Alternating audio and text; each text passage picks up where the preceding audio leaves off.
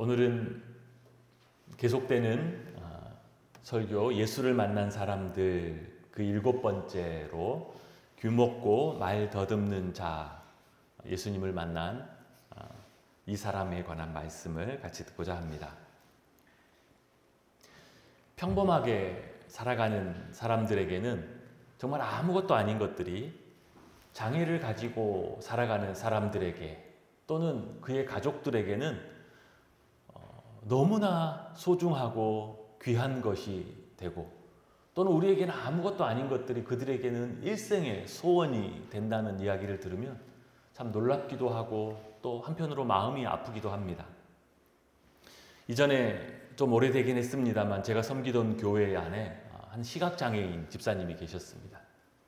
그분은 처음부터 장애를 가진 것은 아니었는데 대학 시절 불의의 사고로 그만 시력을 잃게 되었다고 합니다. 다행히도 그래도 삶을 포기하지 않고 시각장애인으로서 할 수 있는 이 안마 기술을 익혀서 그것으로 생활을 하고 또 결혼도 해서 5, 6살 정도의 예쁜 딸과 함께 가족을 이루면서 살았습니다. 주일마다 그분이 본당에 들어올 때는 항상 그 아내의 손을 잡고 보통 사람들의 4분의 1, 8분의 1 정도의 걸음을 이렇게 종종 거리면서 조심조심 들어와서 의자에 앉으셨습니다. 이분이 가졌던 일평생의 소원은 무엇이었냐면 단 한 번이라도 좋으니 한 번이라도 사랑하는 딸의 얼굴을 보았으면 하는 것입니다. 왜냐하면 그 옆에서 항상 아빠를 부르며 안기는 그 자기 딸의 얼굴을 단 한 번도 본 적이 없었기 때문이었죠. 2018년 교육방송에서 평생 자식을 위해 희생하는 장애 아동 부모의 인생을 다룬 그런 다큐멘터리, 장애 아동의 엄마로 산다는 건이라는 그런 내용이 있었습니다. 그 방송에는 희귀질환 장애 때문에 아이가 벌써 14살이나 되었음에도 불구하고 몸이 점차 퇴행을 거듭하여서 제대로 움직일 수 없고 급기야 아무것도 할 수 없는 갓난아기 수준으로 부모가 그 아이를 돌봐야 하는 지경이 되었습니다. 그런데 어느덧 이제 엄마의 나이도 중년이 되고 보니까 몸이 한 해 한 해 이전만 못하는 것을 느끼면서 엄마에게 한 가지 소원이 생겼습니다. 그것이 무엇이냐면 무슨 일이 있어도 제발 내 아이보다 제가 하루만 더 살게 해주십시오. 이것이 그 엄마의 소원이었습니다. 단 하루라도 내가 먼저 죽어서 이 아이를 돌볼 사람이 아무도 없어서 그냥 방치되는 날이 하루도 없게 해주십시오. 이것이 그 엄마의 소원이라고 합니다. 너무도 간절한 그들의 소원, 또 그 간절한 만큼 또 너무나 절망적인 그들의 소원을 들으면 참 마음이 아픕니다. 그리고 또 2023년 기준으로 우리 대한민국 안에 264만이나 되는 장애인이 있다고 하는데 우리는 그들과 어떻게 더불어 살아야 하는지 참 많은 것을 생각해 보게 합니다. 그러면 장애를 이렇게 가진 사람들만 그런 절망적인 소원 또는 인생의 고난이 있나요? 그렇지 않죠. 정도의 차이는 있지만 사람들에게는 누구에게나 자신에게만 있는 말 못할 고난과 또 기도 제목들이 있습니다. 심지어 잘 사는 것 같고 심지어 너무 평범하게 살아가는 사람들 그 마음속에도 누군가에게는 말 못할 자기 안의 아픔, 고난, 간절한 소원이 다 있다는 뜻입니다. 그것이 건강의 문제일 수도 있고 재정적인 문제일 수도 있습니다. 자녀의 문제일 수도 있고 깨어져 버린 관계의 문제일 수도 있습니다. 누구에게 말할 수는 없지만 너무나 큰 고난이고 또 간절한 소원이지만 동시에 또 이 소원이 과연 이루어질 수 있을까? 과연 어떻게 이루어질까? 참 앞이 잘 보이지 않는 그런 절망적인 상황일 때가 있습니다. 이렇게 이런저런 모습으로 이 땅을 살아가는 우리들에게 성경은 우리에게 어떻게 말씀하고 우리가 어떻게 살아야 한다라고 가르쳐주고 있을까요? 오늘 본문은 예수님께서 갈릴리에서 북쪽으로 떨어진 이방 두로와 시돈 지역에 가셨다가 그곳에서 수로보니게 여인의 귀신 들린 딸을 치료하시고 그 다음에는 데가볼리를 거쳐 다시 갈릴리로 돌아왔을 때 일어난 일입니다. 사람들이 한 중증 장애인을 예수님 앞으로 데리고 왔는데 오늘 32절 말씀입니다. 사람들이 귀먹고 말 더듬는 자를 데리고 예수께 나와 안수하여 주시기를 간구하거늘 그는 귀가 들리지 않는 청각장애와 말을 제대로 하지 못하는 언어장애를 함께 가지고 있었습니다. 대개 사람들은 말을 제대로 하지 못하는 이유가 이 말 자체, 혀나 구강 구조에 있기보다는 청각장애와 연관이 있을 경우가 많습니다. 왜냐하면 듣지 못하기 때문에 그 소리를 한 번도 경험해보지 못했기 때문에 학습하거나 흉내낼 수가 없는 거죠. 그래서 그만 말을 아예 못하게 되거나 아니면 그냥 말을 알아들을 수 없도록 어버버 하는 경우가 생기게 됐죠. 귀가 들리지 않고 말을 제대로 할 수도 없다. 그러면 그가 어떤 삶을 살아왔을까요? 우리는 그 두 가지 장애를 함께 가진 그 사람이 어떤 인생을 살아왔을지 감히 상상도 할 수 없죠. 우리는 단순히 감기 몸살만 해도 열만 나도 견디기 힘든데 일평생을 그렇게 무거운 장애의 짐을 지고 산다는 것이 도대체 무엇일지 우리는 가름하기가 어렵습니다. 어쩌면 사람들이 그를 예수님 앞으로 데려와 그를 고쳐달라고 그에게 안수하여 달라고 부탁했던 이유도 그의 그 절망적인 삶에 대한 안타까움이었을 것입니다. 주님, 이 불쌍한 사람, 우리 중에서는 그 누구보다 이 사람이 가장 불쌍하고 가장 안타깝고 가장 깊은 절망 중에 있습니다. 주님, 이 사람 어떻게 제발 좀 안수하셔서 좀 고쳐주십시오. 사람들이 그런 마음으로 공감을 하고 같이 왔던 것 같습니다. 그런 그들의 간구에 예수님이 어떻게 행하셨는지 오늘 예수님의 그 특별한 진료가 33절, 34절에 나타나 있습니다. 우리 이 두 절 말씀을 같이 한번 한 목소리로 읽어보겠습니다. 시작! 예수께서 그 사람을 따로 데리고 침을 뱉어 그의 혀에 손을 대시며 하늘을 우러러 탄식하시며 그에게 이르시되 에바다 하시니 이는 열리라는 뜻이니라. 예수님의 방법이 참 다양하다는 것은 알고 있었지만 오늘 방법은 그 중에서도 아주 특별한 것 같습니다. 양 귀에 손가락을 넣고 침을 뱉어 그 혀에 손을 대시고 이걸 어떻게 하셨다는 건지 그 사람 양 귀에 손가락을 넣고 침을 어디다 어떻게 뱉어서 그 손을 혓바닥에 댄 건지 이거를 동시에 할 수 이렇게 있는지 침을 손에 뱉은 건지 그 사람 입에다 뱉은 건지 모양이 잘 상상이 되지 않죠. 어떻게 이것을 하셨다는 것인가? 이게 가능한가? 성경의 여러 번역본들을 비교해 보니까 이거를 예수님께서 두 손가락을 넣는 동시에 또한 침을 뱉어 그 손을 혀에 대신 것을 동시에 하셨다기보다는 이것을 순서대로 하셨음을 조금 발견해낼 수 있습니다. 공동번역이나 영어 NIV 번역본을 보니까 예수님께서 양 귀에 손을 넣으시고 그리고 나서 이렇게 순차적으로 이 일을 했던 것 같아요. 그래서 성화를 그리는 그림에서도 마가복음 7장 이 본문의 성화에 관해서는 예수님께서 손을 넣고 계시거나 아니면 혀에 손을 대시거나 아니면 때로는 한 손은 귀에 넣으시고 한 손은 혀에 대시는 이런 모습으로 그리고 있습니다.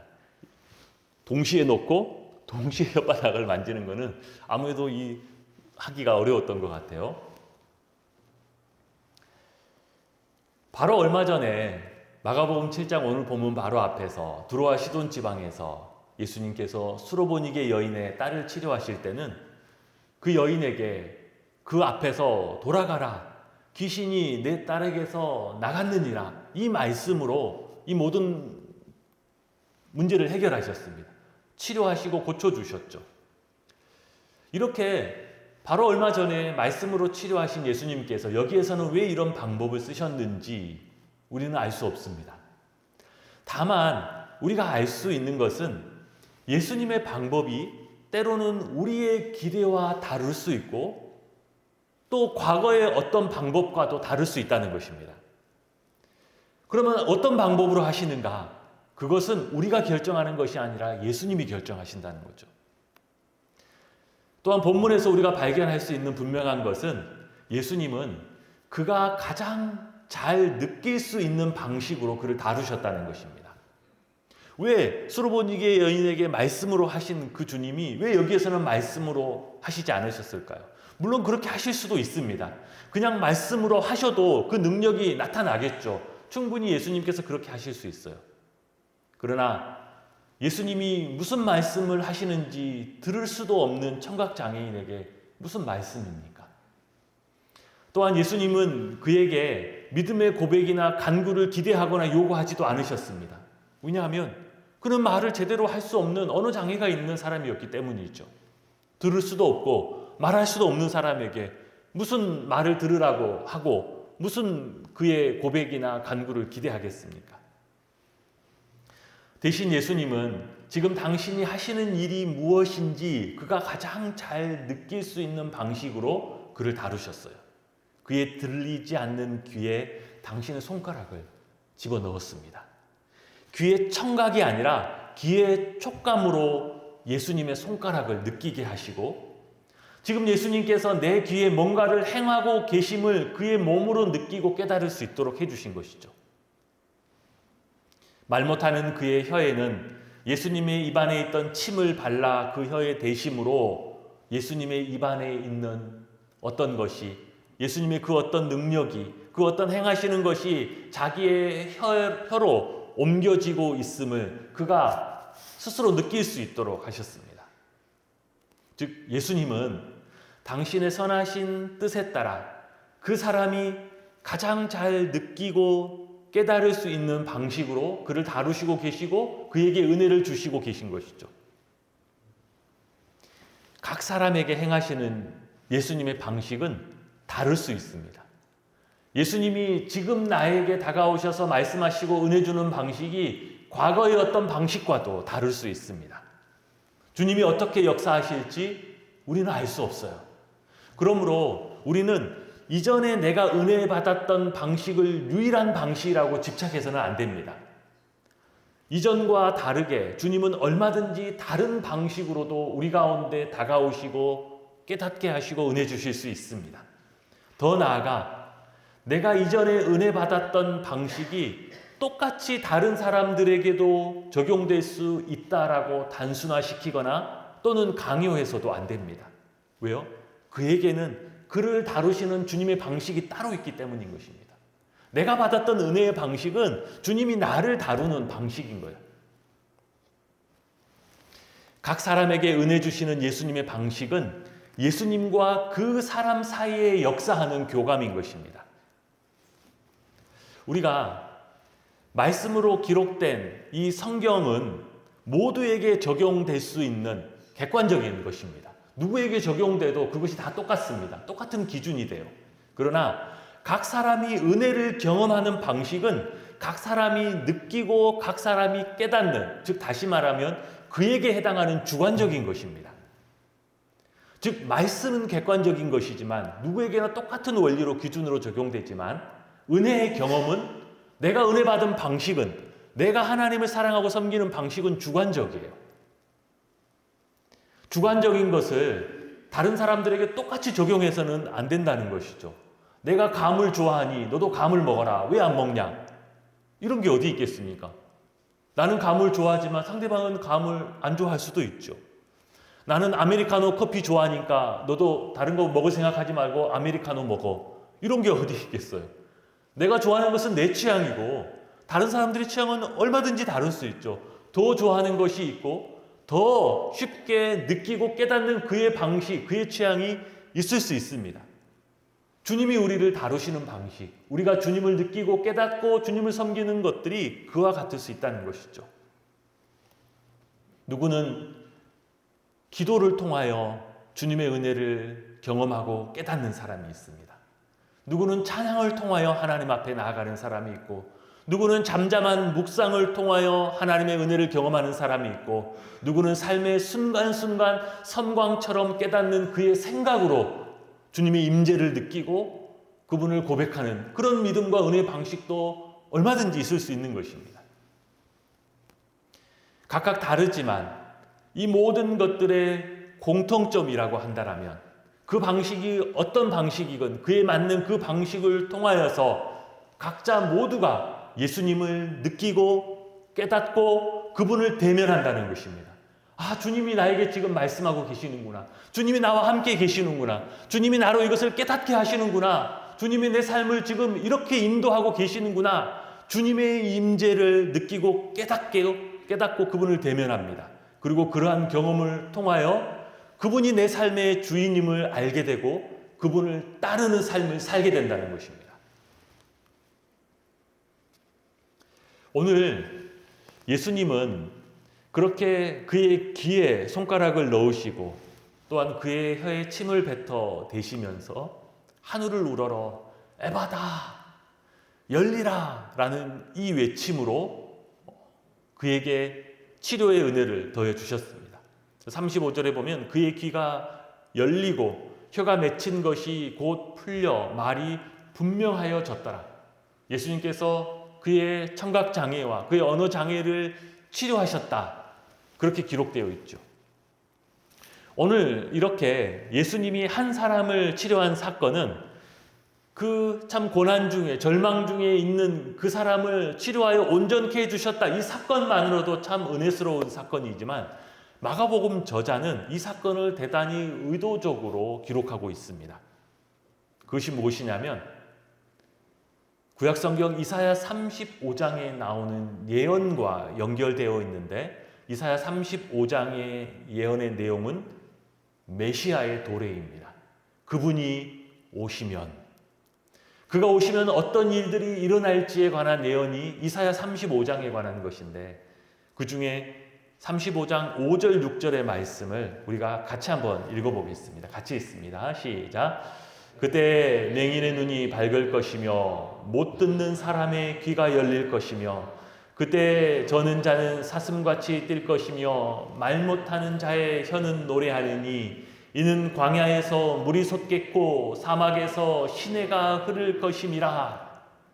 하나님이 약속하신 우리의 구원이 되시는 그분이 우리에게 오시면 어떤 일들이 일어날 것인가, 그분이 무슨 일들을 행하실 것인가, 이사야 선지자는 환상 중에 하나님이 주신 내용들을 기록해 놓았는데 오늘 마가복음이 이 귀먹고 말 더듬는 이 사람을 치료하는 이 본문을 여기에 기록해 두면서 단순히 한 사람의 치료를 넘어 그분이 우리에게 오셨다라는 메시아의 도래를 선포하고 있는 것입니다. 보아라, 하나님께서 이사야 선지자를 통해 예언해 놓으셨던 그 일을 이루시고 행하시고 성취하시는 분이 지금 이미 우리에게 와 계시다. 이 말씀을 하고 있죠. 그분은 듣지 못한 귀를 여시고 말하지 못하는 혀를 치유하십니다. 그분이 우리에게 오시면 베푸시는 가장 큰 은혜가 하나님의 말씀을 듣지 못하던 그 막힌 귀를 열어 하나님의 음성을 듣게 하고 입을 열어 고백하지 못하던 그 입을 열어 믿음으로 하나님 앞에서 고백할 수 있도록 행하십니다. 듣지 못하던 이가 듣게 되므로 하나님을 대면하게 됩니다. 말하지 못하던 입이 고백함으로 영원한 생명을 얻고 영원한 나라를 바라보는 눈이 열리게 됩니다. 그것을 행하시는 그분이 바로 메시아 그리스도이시고 그분이 우리 가운데 이미 오셔서 행하고 계시다. 이것을 오늘 마가복음 저자는 선포하고 있는 것입니다. 우리 교단 목사님 중에 부산에서 목회하고 계신 이현우 목사님이라는 분이 계신데 이분은 자기가 태어나기도 전부터 아버지가 듣지 못하고 말하지 못하는 장애를 가지고 있었습니다. 듣지 못하니 말을 배울 수 없었고 그러니 언어 장애도 함께 갖게 되었죠. 그 목사님은 아주 어린 시절, 너무 어린 시절이었음에도 불구하고 사람들의 눈치라는 것을 알아보기 시작하면서부터 자신의 아버지가 듣지 못하는 장애인으로서 얼마나 사람들에게 무시를 받는지 지켜보아야만 했습니다. 그분의 표현에 따르면 아버지의 삶은 단순히 사람들에게 무시를 당하는 수준을 넘어서 정말 수없이 업신여김을 당하고 심지어 이용당하는 그런 삶의 수준이었다고 합니다.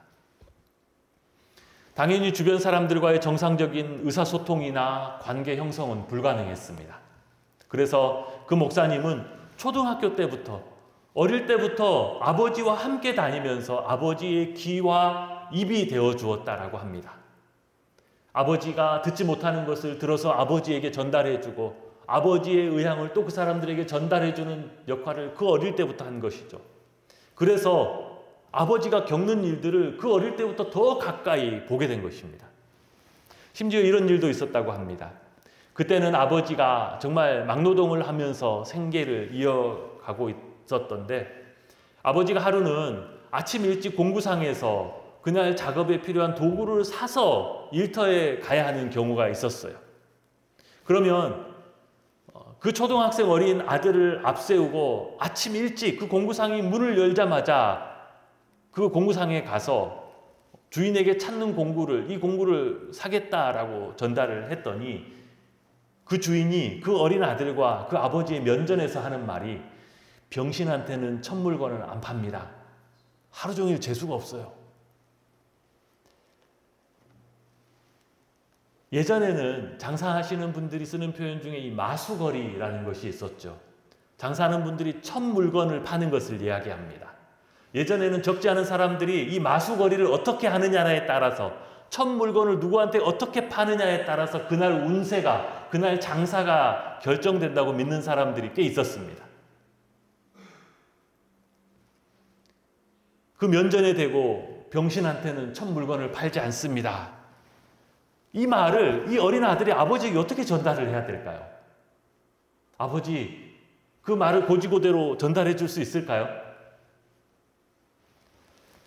그 어린 아들의 마음이 얼마나 아프고 고민이 되었던지 생각도 못해서 겨우겨우 아버지, 이 물건은 이미 사갈 사람이 정해져 있고 지금 살 물건은 없다고 합니다. 겨우 그렇게 둘러대고 아버지를 거기에서 데리고 나왔다라고도 합니다. 아버지와 함께 겪게 되는 그런 상황들 때문에 이 목사님은 일찍 철이 들었고 아버지를 속상하게 하고 아버지에게 걱정을 끼치고 아버지의 짐이 되는 아들이 아니라 오히려 이 거꾸로 아버지 때문에 마음이 아픈 아들, 어떻게든 아버지를 보호하고 아버지를 돌봐야 한다, 내가 그 일을 해야 된다라는 짐을 이 아들이 그 어렸을 때부터 짊어지게 된 것입니다. 그래서 그분은 어느 순간 이런 생각이 들더랍니다. 내가 아버지의 아버지구나. 내가 아버지를 돌봐야 하는 아버지, 이런 생각도 들었다고 합니다. 이 목사님이 고등학교 때부터 은혜 받고 신앙생활을 하면서 가장 간절한 기도가 무엇이었겠습니까? 항상 철야 기도에 또 예배 때마다 기도하면 하나님, 우리 아버지를 고쳐주십시오. 하나님의 그 능력으로 우리 불쌍한 우리 아버지를 좀 고쳐주십시오. 이것이 기도 제목이었어요. 그러나 하나님은 그 기도에 응답해 주시지 않으셨습니다. 다행히도 언젠가부터 부모가 기도하면 자식이 잘 된다더라, 그 말을 듣고 부모님이 같이 교회에 출석하기 시작하셨는데 단순히 내가 교회에 가면 우리 아들들이 잘 된다고 그러니까 내가 다른 건 못해줘도 이거는 해야지, 그렇게 출석을 시작하게 되었어요. 그런데 예배당에 가봐야 아무것도 알아들을 수 없으니 목사님이 무슨 말씀을 하고 무슨 설교를 하고 무슨 찬양을 하는들 아버지는 아무 상관이 없었습니다. 그냥 가서 그날 자리에 앉으면 멍하니 앉아 계시거나 그날 주보를 앞뒤로 계속해서 보시다가 그냥 돌아오는 것이 전부였습니다. 그러다가 이 목사님이 신학을 공부하면서 더 마음이 아픈 일이 있었습니다. 신학을 공부하고 성경을 읽고 연구하다 어느 날 이 말씀 한 구절이 자기 마음에 들어오는데 로마서 10장 17절에 그러므로 믿음은 들음에서 나며 들음은 그리스도의 말씀으로 말미암았느니라.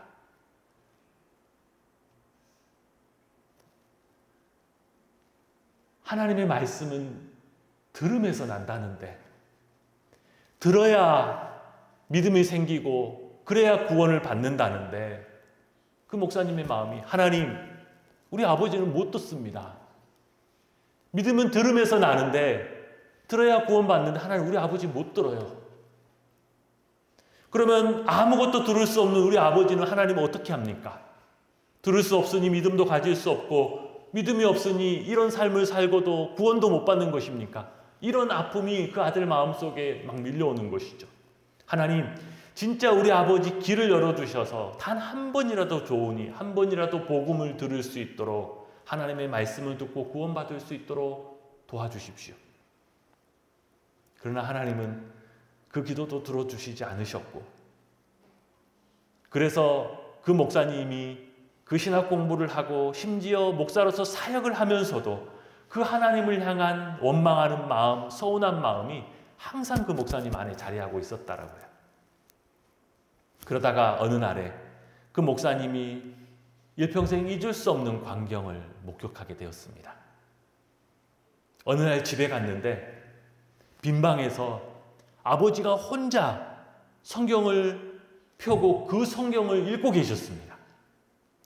그 광경을 보는 순간 그것이 그냥 아버지가 그냥 성경책을 보고 있다는 것이 아니라 성경을 통하여 우리 아버지가 하나님을 대면하고 있고 하나님의 음성을 듣고 계시구나라는 것이 보는 순간 그것이 자기에게 확신이 되어지고 하나님이 주시는 감격으로 하나님의 음성으로 자기에게 전달되어 오더라는 것입니다. 지금 내 아버지가 이 성경을 통하여 나를 대면하고 내 음성을 듣고 있다라는 그 확신이 밀려오는데, 그 아버지의 모습을 보면서 그때 깨달았다라고 합니다. 나는 세상의 오만 소리를 다 듣고 있는데 이 세상 사람들의 헛된 소리, 불필요한 소리, 원망하는 소리, 이것들을 다 듣고 살아가는데 우리 아버지는 딱 하나님의 말씀만 듣고 계시구나. 하나님께서 우리 아버지에게 딱 이 한 가지 하나님의 말씀만 듣게 하기 위해서 세상의 소리를 막으셨구나. 이제 우리 아버지가 세상의 그 어떤 소리가 아니라 하나님의 소리, 그분의 음성만을 듣고 계시구나 라는 깨달음이 몰려왔습니다. 이것을 깨닫고서 그 목사님이 아버지가 계신 그 옆방에 혼자 기도하면서 얼마나 많은 통곡과 회개의 눈물을 흘렸는지 몰랐다라고 합니다.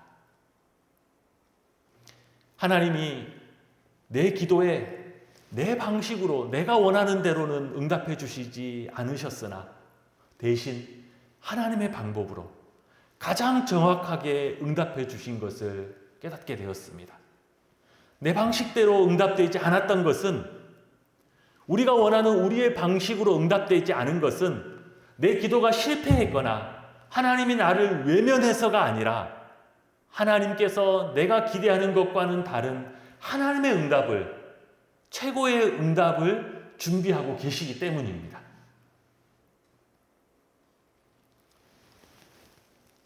오늘 마가복음 본문은 이제 예수님이 귀먹고 말 못하는 사람을 치유하심으로 그 메시아가 우리에게 도래했음을 선포하고 있습니다. 그분이 우리에게 오셨고 그분이 우리의 구원이 되시고 우리의 소망이 되셨습니다. 예수님은 우리에게 오셔서 우리의 귀를 열어 하나님의 음성을 듣게 하시고 우리의 입을 열어 이전에는 할 수 없었던 노래와 이전에는 할 수 없었던 믿음의 고백을 하게 하십니다. 하나님의 영광 가운데 살아계시며 이 절망적인 이 땅의 삶이 끝이 아니고 그 하나님이 우리와 함께 계심을 우리로 보게 하십니다. 영원한 하나님의 나라를 바라보게 하시고 지금 이 고난과 절망의 땅에서조차 믿음으로 살아갈 수 있는 힘을 주고 계십니다. 오늘 마가복음 이 저자는 예수님께서 이미 그들의 그 삶의 현장 2000년 전 갈릴리 호숫가 그곳에 찾아오셨다라고 선포하고 계시고 또 이 말씀을 오늘 하루를 살아가는 우리에게도 동일하게 그분이 우리에게 오셨다라고 선포하고 계시고 그분이 우리와 함께 계시다라고, 그분이 우리의 귀와 우리의 입을 열어 영원한 하나님의 나라를 깨닫고 바라보게 하시고 이 고난과 절망의 땅에서 하나님이 주시는 힘으로 소망으로 살아가게 하신다라고 선포합니다. 그분이 저와 여러분의 인생에도 찾아오셨습니다. 하나님의 나라가 시작되었습니다. 동행하시는 주님과 함께 이 새로운 꿈, 이 새로운 소망으로 이 고난과 절망의 세상 속에서도 찬송하면서 나아가고 감사하면서 나아가는 우리 모든 성도님들 되시기를 주님의 이름으로 축복합니다.